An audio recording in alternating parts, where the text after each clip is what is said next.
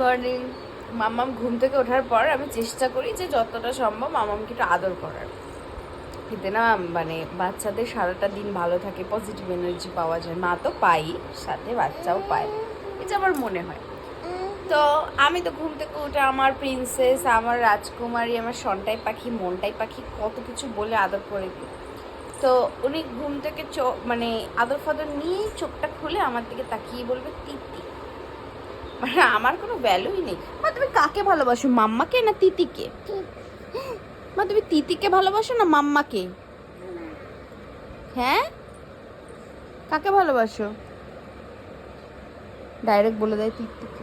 মা কাকে ভালোবাসো মা? তিতিকে ভালোবাসো না মাম্মাকে? দেখো দেখো, কোনটা নেবো? এটা নেবো মা, ওইটা তো তোমার কাশি হচ্ছিল বলে দিয়েছে। চলো। গুড মর্নিং বলো, গুড মর্নিং বলো। Good morning baby.